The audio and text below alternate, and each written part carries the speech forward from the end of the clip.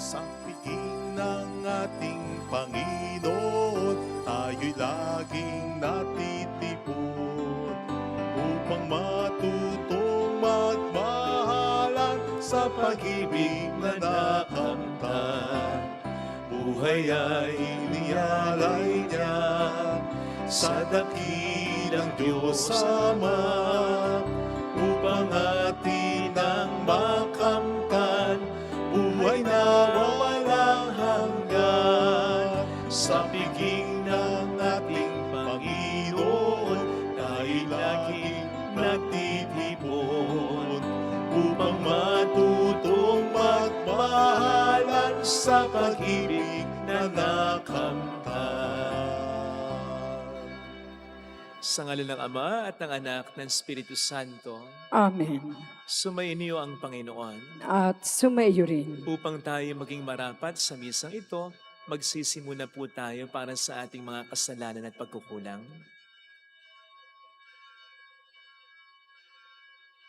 Tayo pong lahat, inaamin ko sa makapangyarihang Diyos at sa inyo mga kapatid, na lubha ako nagkasala sa isip, sa salita, sa gawa, at Sa aking pagkukulang, kaya isinasamo ko sa mahal na Birheng Maria, sa lahat ng mga anghel at mga banal, at sa inyo mga kapatid, na ako'y ipanalangin sa Panginoong ating Diyos. Kaawaan tayo ng mapagmahal na Diyos, patawarin sa ating mga sala, at patnubayan hanggang sa buhay na walang hanggan. Amen. Panginoon, kaawaan mo kami. Panginoon, kaawaan mo kami. Kristo, kaawaan mo kami. Kristo, kaawaan mo kami. Panginoon, kaawaan mo kami. Panginoon, kaawaan mo kami. Yumuko tayo, maaaring ibulong sa Panginoon ang ating intensyon. Pagdasal natin ang mga tumutulong sa ating simbahan, ang mga may sakit, ang mga nag-aalaga sa kanila, ang mga may pinagdaraanan ngayon sa buhay. Manalangin tayo. Ama naming makapangyarihan, lakas ka ng mga walang inaasahan kundi ikaw. Ang pagluhog namin ay iyong pagbigyan sapagkat kami mga tao lamang na pawang mahina kapag iyong iniwanan. Kaya naman kami lagi mong tulungan upang sa pagtupad ng iyong mga kautusan, ikaw ay aming mabigyang kasiyahan sa aming iniisip at ginagawa araw-araw. Sa pamamagitan ni Jesucristo, kasama ng Espiritu Santo, magpas sa walang hanggan. Amen.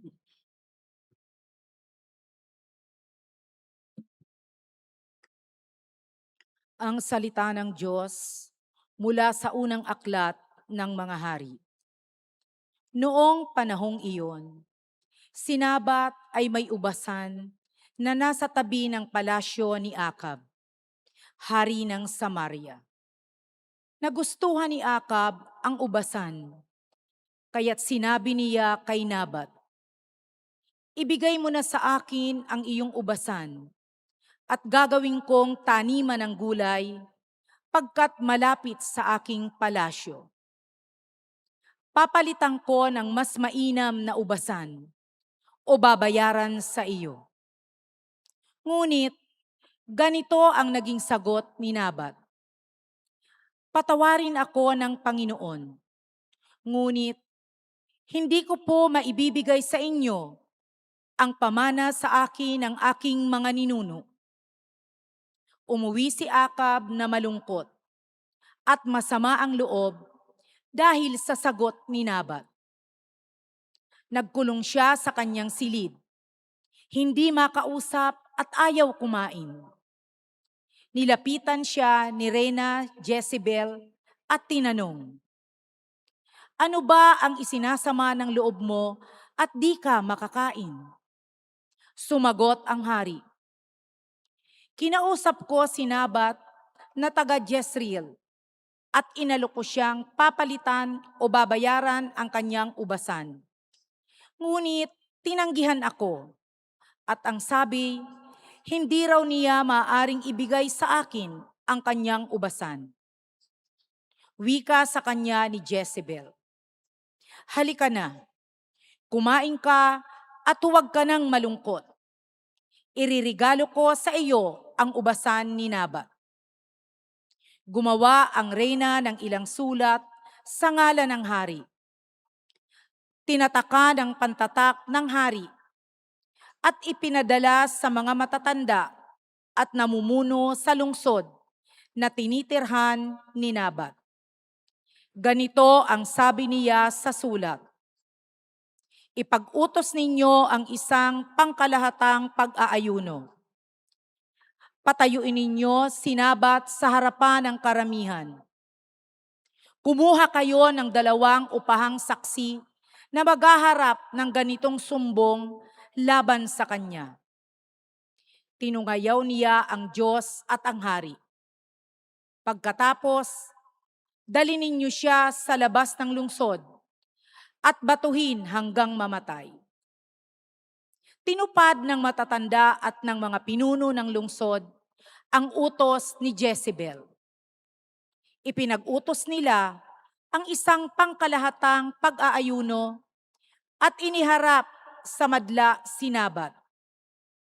Lumabas ang 2 saksi na inupahan at siya'y pinaratangan ng ganito: Tinungayaw ni Nabat ang Diyos at ang hari. Kaya't si Nabat ay inilabas ng lungsod at binato hanggang mamatay. Nagpasabi agad sila kay Jezebel, patay na po si Nabat na taga Jezreel. Pagkatanggap ng gayong balita, nagpunta si Jezebel kay Akab at sinabi rito, Hayan, kunin mo na ang ubasang hindi mo mabili kay Nabat. Hindi na siya makatututol. Patay na siya. Nang malaman ni Akab na patay na si Nabat, pumunta siya sa ubasan upang angkinin iyon. Ang salita ng Diyos. Salamat sa Diyos. Panginooy, ako'y dinggin, pagbigyan sa aking daing.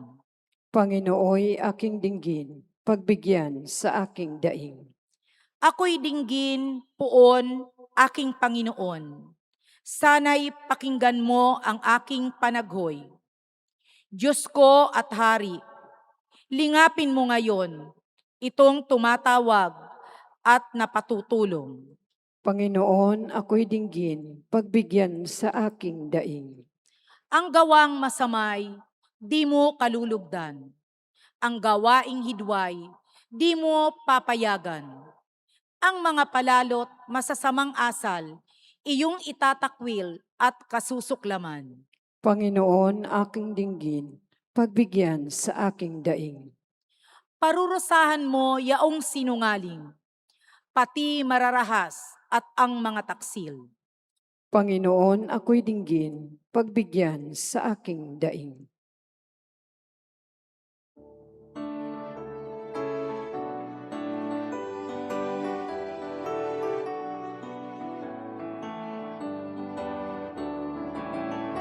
Hallelujah, hallelujah, hallelujah.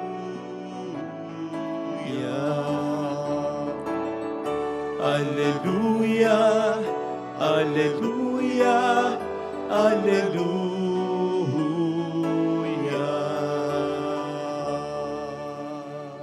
Sumayin niyo ang Panginoon. At sumaiyo rin. Ang mabuting balita po ng Panginoon ayon kay San Mateo. Papuri sa iyo, Panginoon.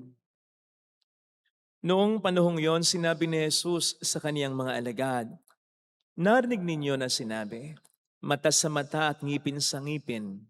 Ngunit ngayon sinasabi ko sa inyo, huwag ninyong labanan ang masamang tao. Kung may sumampal sa iyo sa kanang pisngi, iharap mo pa sa kaniya ang kabila. Kung ipagsakdal ka ninuman upang makuha ang iyong baro, ibigay mo sa kanya pati ang iyong balabal. Kung sapilitang ipapasan sa iyo ng manlupig ang kanyang dala ng 1 kilometro, pasanin mo ito ng 2 kilometro. Magbigay ka sa nanghihingi sa iyo at huwag mong pahindian ang nanghihiram sa iyo. Mga kapatid, ang mabuting balita po ng Panginoon. Pinupuri ka namin, Panginoong Hesukristo. Welcome sa Our Lady of Lazaret Quasi Parish kung saan nais lang pong umiyak Samahan tayo ng mahal na ina sa pag-iyak at sa pagdarasal upang maging maayos ang lahat. Narinig po natin sa ating unang pagbasa ang paghingi ni Haring Akab kay Nabat ng ubasan nito, yung ubasan na malapit sa kanyang palasyo. Sa unang dinig ay napaka-decent naman yata ng request na inihahay ni Haring Akab kay Nabat dahil papalitan naman niya ito ng mas magandang lupa o kaya babayaran niya sa mas malaking halaga. Kahit sa unang dinig din ay parang napaka-inconsiderate naman ni Nabat kay Haring Akab sapagkat hindi niya mapagbigyan ng request ng hari. Gayong di naman siya madidihado. Papalitan naman ng mas magandang lupa, yung ubasan niya na malapit sa palasyo. O kaya ay babayaran siya ng gusto. Pero alam po ninyo, makikita po natin pagkatapos ng conversation na ito sa kanilang reaksyon ng talagang pagkakaiba ng pagkatao ng dalawa. We will realize na kay Haring Akab talaga ang problema at hindi kay Nabat. Nalungkot po kasing masyado si Haring Akab. Hindi niya makuha yung lupain ni Nabat. And he was so distressed that he could not eat, he could not sleep. Kaya kinailangan gumawa ni Jezebel ng drastic na paraan which he apparently approved para makuha yung ubasan ni Nabat. Imagine that. Hari ka, may palasyo ka, may kaharian ka, marami kang lupaing nasa asakupan na. And yet, kapirasong lupa, iniiyakan mo, entitled yarn. Samantala, tingnan po ninyo yung naging attitude naman ni Nabat. By all indication, wala naman siyang intensyon na i-disappoint yung hari eh.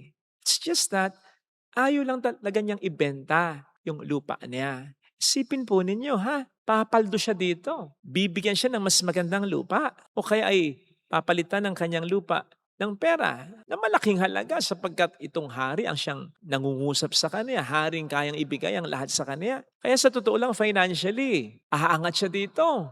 Pero ayaw niya. Bakit? Dahil kontento siya, masaya siya sa kung ano na ang meron siya. Imagine that King Ahab had much but was not content. Naboth had little but was content. Pinapakita pong maliwanag man na maliwanag sa atin dito ang katotohanan na ang kakontentuhan ng buhay ay wala sa pagkakamal natin ng lahat ng bagay, kundi sa pagiging masaya natin sa kung ano na ang binibigay ng Diyos sa ating mga kamay o sa mas malalim na pagninilay. Sabi nga sa Ingles, contentment has nothing to do with what's in our hands, but what's in our heart. Sapagkat kung nasa puso natin talaga ang Diyos, tulad ni Naban, lahat ay sapat. Ang Diyos na alam nating nagmamahal sa atin, hindi mapapabaya. Ano pa nga ba ang hahanapin pa? Di ba? Hindi ko po sinasabi na wag na tayong magsikap o maghangad pa na mas umangat sa buhay. No. Ang sinasabi ko po ay maging kontento tayo sa kung ano ang ipinagkakaloob ng Diyos sa atin sa araw-araw. Kaya nga yung panalangin itinuro niya sa atin, di ba? Maliwanag yon. Bigyan mo kami ng aming kakanin sa araw-araw. Yung bang sa kabila ng pag-isikap natin, ito lang yung ibinibigay niya sa atin sa araw, maging makontento tayo. Maging masaya tayo. Sapagkat kung hindi man niya sa atin ibigay pa yung hinihingi natin, ibibigay niya sa takdang panahon. At kung hindi man niya ibigay talaga, may ibibigay siya na mas makatutulong sa atin. Sapagkat yun ay mas alam niya kaysa sa atin. Kaya the point is, sa kabila ng mga pag-isikap natin, kontento tayo sa kung ano ang binibigay ng Diyos sa atin upang hindi tayo maghangad ng sobra. Sapagkat yung paghahangad na yan ang sobra, simula pa nung una, si Lucifer naghangad ng sobra, si Adan at si Eva naghangad ng sobra.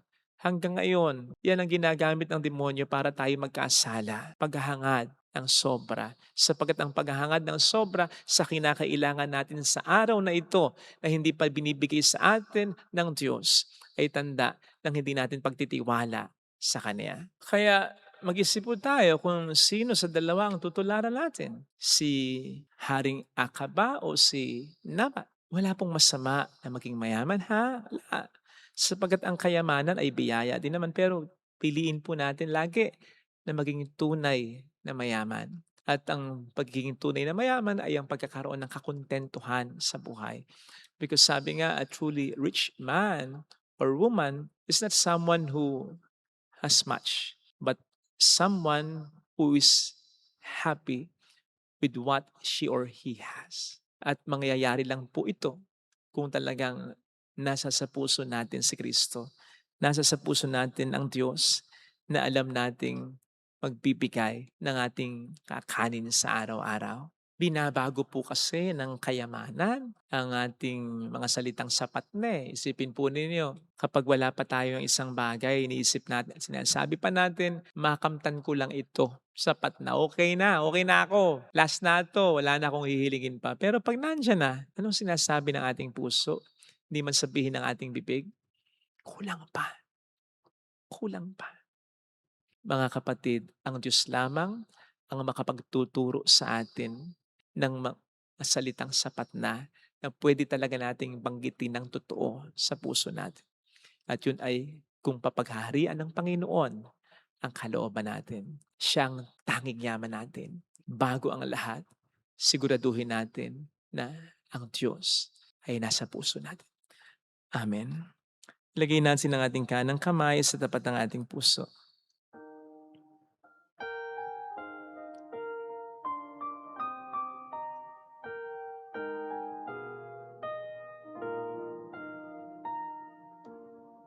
Alam kong may magagawa ang Diyos. Alam kong may magagawa ang Diyos. Alam kong may Makapangyarihan siya. ang Diyos. Kung ako'y magtatapat, Kung ako'y magtatapat, sa Kaniya'y maglilingkod. sa Kanya'y maglilingkod. Alam kong may magagawa ang Diyos. Kung may magagawa ang Diyos. Alam kong diringgin ng Diyos ang samo ko, Alam kong sapagkat mahal niya ako. diringgin ng Diyos Anak niya ako. ang samo ko. Tutulungan niya ako. Alam kong diringgin ng Diyos, Alam kong sapagkat siya'y kasama ko. Naririnig niya ako. Nararamdaman niya sa katunayan ang ang pangailangan. Kung ako'y magtatapat, Kung ako'y magtatapat, sa Kanya'y maglilingkod. Sa Kanya'y maglilingkod. Alam kong diringgin ng Diyos ang samo ko. Diringgin ng Diyos Pumikit ang tayo. samo ko. Panginoon, tulungan mo ko na ikaw ang maging tanging yaman ko. Na bago ang lahat, ikaw muna. Tulungan mo po ako masigurado na ikaw ang pinakauna sa buhay ko, pinaka-prioridad ko, pinakamamahal ko. Tulungan mo po akong ikabit sa iyo ang paghahangad ko ng kayamanan. Na ang kalooban mo ay sundin ko. Na ang kalooban mo ay mahalin ko at tanggapin ko. Na ikaw ay mapanaag sa buhay ko. Hallelujah! Gusto kong maging mayaman sa pagmamahal mo. Gusto kong maging kontento sa presensya mo. Siya ay muling babalik sa atin. Hindi niya tayo iiwan. Hindi niya tayo pababayaan. Paniwalaan natin. Hallelujah! Purihin ang Diyos.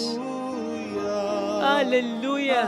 Sa takdang panahon, babalik ang Panginoon upang tayo ay kunin tapat siya sa kaniyang mga pinangako sa atin.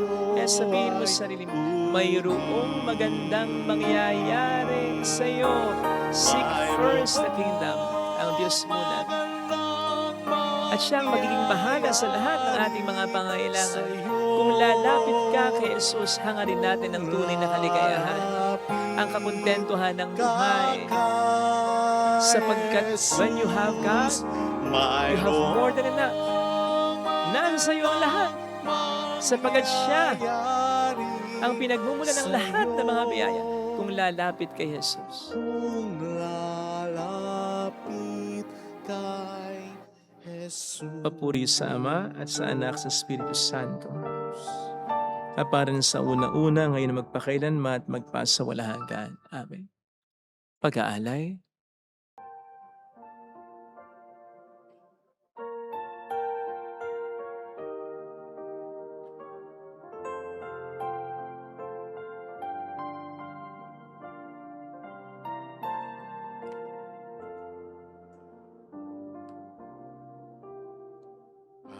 Paghahanda ng alay ay narito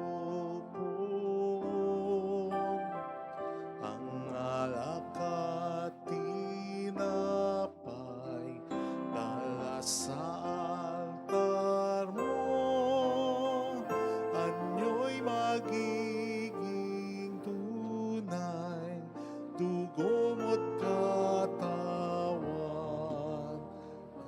aming tatanggapin ngayon, magbibigay buhay. Paghanda ng alay, ngayon ay sisimlan, ang alak at tinapay ay bebendisyonan, anyo'y magiging tunay, dugo mo't katawan, ito'y aming tatanggapin sa pakikinabang. Manalangin tayo, pang ating handog ay maging kalugod-lugod sa Diyos samang makapangyarihan. Tanggapin nawa ng Panginoon itong paghahain sa iyong mga kamay, sa kapurihan niya at karangalan sa ating kapakinabangan at sa buong sambayan niyang banal. Ama naming lumikha, kami ginawa mong may angking katauhan na dapat pakanin at pangalagaan at yung dinudulutan ng banal na pakikinabang. Ipagkaloob mong kami huwag magkulang sa mga inukol mo sa aming kapakanan. Sa pamamagitan ni Jesucristo, kasama ng Espiritu Santo magpa sa walang hanggan. Amen. Sumainyo ang Panginoon. At sumaiyo rin. Itaas sa Diyos ang inyong puso at diwa. Itinaas na namin sa Panginoon. Pasalamatan ng ating Panginoong Diyos. Marapat na siya ay pasalamatan. Ama naming makapangyarihan, tunay ngang marapat na ikaw ay pasalamatan. Ang iyong mga supling na nagtaksil ay nagbabalik ngayon sa iyong pagkiliw, bunga ng malasakit ng anak mong masunurin at ng espiritong bigay upang lahat ay kupkupin. Kaming mga tinubos ng anak mong mahal ay niloob mong magtipon at magkapisan upang magsalo sa masaganang hapag ng buhay. Kaisa ng anak mo at Espiritu Santo, ang iyong sambayan ay nagpupuri sa iyo. Nagkakapisan ngayon ang bumubuo sa katawan ni Kristo. Nagkakatipon ngayon ang pinananahanan ng iyong Espiritu. Kaya kaisa ng mga anghel na nagsisiawit ng papuri sa iyo ng walang humpay sa kalangitan, kami nagbubunyi sa iyong kadakilaan. Santo, Santo, Santo, Panginoong Diyos ng mga hukbo, napupuno ang langit at lupa ng kadakilaan mo. Osana sa kaitaasan. Pinagpala ang naparirito sa ngalan ng Panginoon. Osana sa kaitaasan. Ama naming banal, ikaw ang bukal ng tanang kabanalan. Kaya't sa pamamagitan ng iyong Espiritu gawin mo pong banal ang mga kaloob na ito upang para sa amin ay maging katawan at dugo ng aming Panginoong Hesukristo. Bago niya pinagtiis ang kusang loob na maging handog, hinawakan niya ang tinapay, pinasalamatan ka niya, pinagati-hati niya iyon, iniabot sa kaniyang mga alagad at sinabi, "Tanggapin ninyong lahat ito at kanin. Ito ang aking katawan na ihahandog para sa inyo."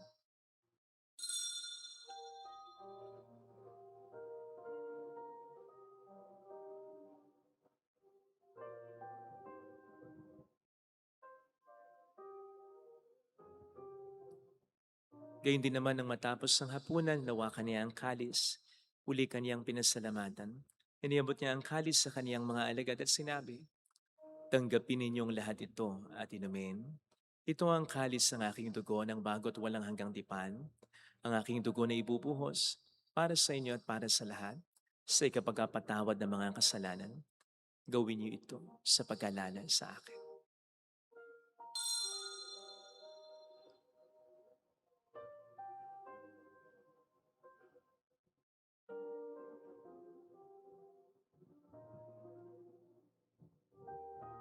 Ang misteryo ng ating pananampalataya. Si Kristo'y namatay, si Kristo'y nabuhay, si Kristo'y babalik sa wakas ng panahon. Ama, ginagawa namin ngayon ang pag-alaala sa pagkamatay at muling pagkabuhay ng iyong anak, kaya inialay namin sa iyo ang tinapay ng buhay at ang kalis ng kaligtasan. Kami nagpapasalamat dahil kami iyong minarapat na tumayo sa harap mo para maglingkod sa iyo. Sinasamo namin kami na magsasalo sa katawan at dugo ni Kristo ay mabuklod sa pagkakaisa sa pamamagitan ng Espiritu Santo. Ama, lingapin mo ang iyong simbahang laganap sa buong daigdig. Puspusin mo kami sa pag-ibig. Kaisa ni Leon na aming Papa, ni Dennis na aming Obispo at ng Tanang Kaparian. Alalahanin mo mga kapatid naming nahimlay nang may pag-asang sila muling mabubuhay, lalo ng aming mga ipagdarasal. Saglit nating ipagdasal ang ating mga kakilalang yumauna.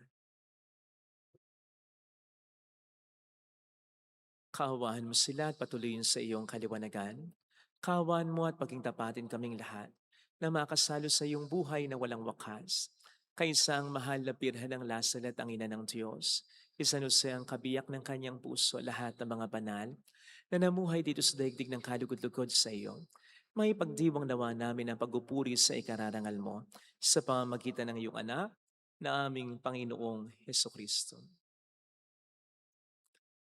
Sa pamagitan ni Kristo, kasama niya at sa Kanya, ang lahat ng parangal papuri ay sa iyo, Diyos amang makapangyarihan, kasamang Espiritu Santo magpasawalang hanggan.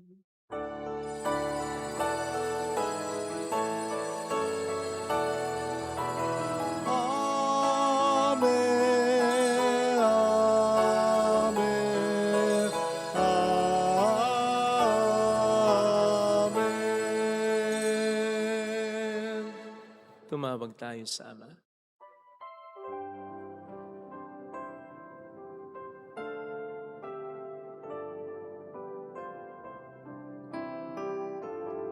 Ama namin, sumasalangit ka, sambahin ang ngalan mo, mapasa amin ang kaharian mo, sundin ang loob mo dito sa lupa para nang sa langit. Bigyan mo kami ngayon ng aming kakanin sa araw-araw at patawarin mo kami sa aming mga sala para ng pagpapatawad namin sa nagkakasala sa amin, at huwag mo kaming ipahintulot sa tukso, at ihadya mo kami sa lahat ng masama. Niling namin kami adya sa lahat ng masama, pagkalooban ng kapayapaan araw-araw, iligtas sa kasalanan samantalang aming pinaghahandaan, ang dakilang araw ng pagpapahayag ng tigapagligtas naming si Hesukristo.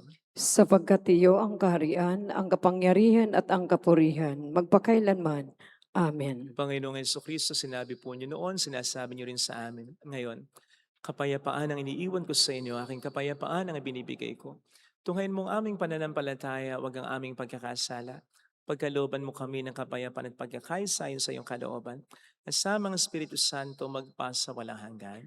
Amen. Ang kapayapaan ng Panginoon ay sumainyo nawang lahat. At sumaiyo rin. Magbigayan tayo ng kapayapaan sa isa't isa. Kapayapaan po. Peace be with you. Peace. Kordero ng Diyos na nag-aalis ng mga kasalanan ng sanlibutan, maawa ka sa amin. Kordero ng Diyos na nag-aalis ng mga kasalanan ng sanlibutan, maawa ka sa amin. Kordero ng Diyos na nag-aalis ng mga kasalanan ng sanlibutan, ipagkaloob mo sa amin ang kapayapaan. Narito sa harap natin ng Panginoon ang ating buhay at kaligtasan. Mapapalad tayong inaanyayahan. Panginoon, hindi ako karapat-dapat na magpatuloy sa iyo, ngunit sa isang salita mo lamang ay gagaling na ako.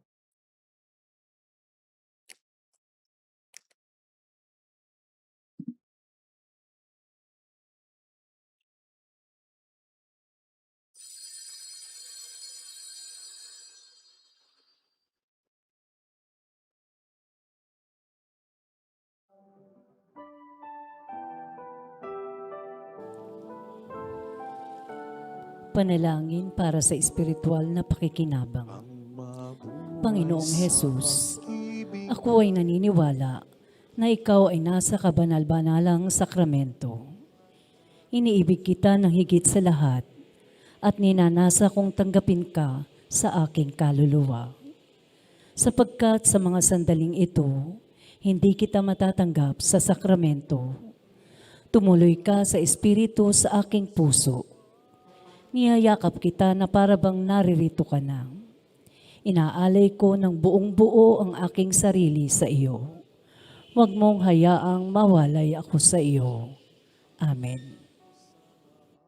Ikaw lang ang saksit, nag-iisang tunay. Dayuin man ako ng lungkot at hirap. Tanggulan ko lagit, lingat mo't yakap. Salamat Maria sa iyong pagpisan. Sa bawat hapis, nuwalhati at tuwa namin. Salamat sa pag-ibig at sa bawat dalangin. Salamat sa iyo, sa mga pagdamay mo. Kami patuloy na nagmamahal sa iyo.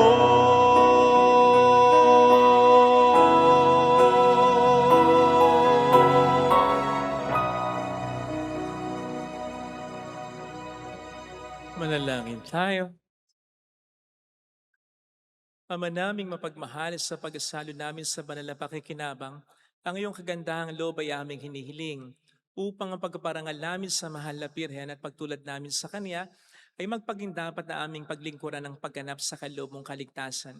Sa pamamagitan ni Jesucristo kasama ng Espiritu Santo magpasa walang hanggan. Amen. Holy God, Holy Mighty One, Holy Immortal One. Have mercy on us, Son of the whole world. Holy God, Holy Mighty One, Holy Immortal One. Have mercy on us, Son of the whole world. Holy God, Holy Mighty One, Holy Immortal One. Have mercy on us, Son of the whole world. Jesus, King of Mercy, We trust in you. alalahanin, Alalahanin o mahal na Birhen ng Lazaret, ina ng pag-asa, ikaw nagpapaalala sa amin magbalik loob sa Ama. Ito ang nagpapatunay na ang kagandahan loob mo'y nanatiling busilak. Sa pag-aaruga mo sa amin, tungkulin mo'y tinupad. Sa paanan ni Kristo, itinurin mo kaming mga tunay mong anak. Kaya ninais mong ni Isay huwag mapahamak. Maging sa iyong walang tigil na pananalangin pati luhay pumatak. Huwag naman mawala ng saysay ang iyong paghihirap. Hiling nawa namin sa iyo o aming inang liyag, na matapos ang pakikibaka namin sa mundong ito at sa pananatili namin tapat kay Kristo, sa kapurihan mo'y makibahagi kaming ganap, upang kung nasaan ka ngayon ay maparoon din kaming lahat, at ang kaganapan ng kalwalhatian ng Diyos sa may tuluyang matupad siya'y nawa. mahal na Birhen ng Lazaret, tagapagkasundo ng mga makasalanan. Ipanalangin mong walang patid kami mga dumudulog sa iyo. Maraming pong salamat sa inyong pakikisa at sa mga tulong na binibigay po ninyo. Gayun din ang mga hindi napupunta dito pero nagpapadala ng tulong through our GCash and bank account. Maraming salamat po. Di po namin kakayanin dito ng kabilang. Salamat po sa pagtulong ninyo. Sa lahat, ahala na po ang Panginoon sa inyo. Thank you. Sumainyo ang Panginoon. At sumaiyo rin. Pagpalain kayo kasama ng ating pamilya na mapagmahal na Diyos, ng Ama at ng Anak at ng Espiritu Santo. Amen. Umayo tayo sa kapayapaan ni Kristo. Salamat sa Diyos. Salamat din po.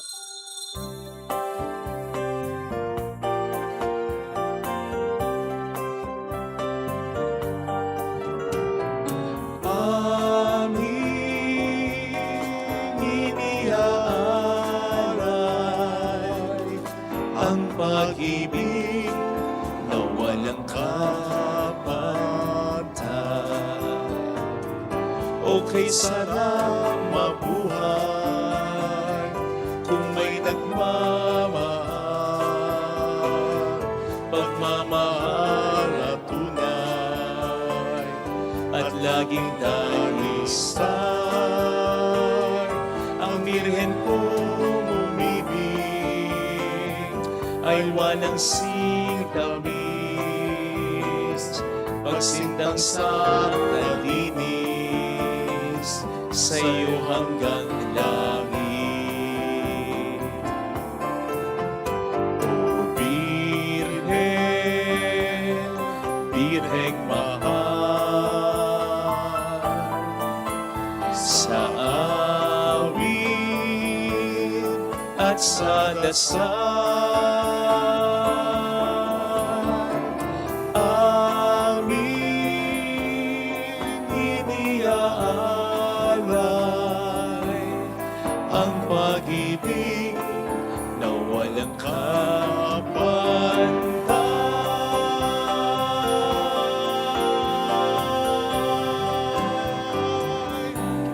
Salamat.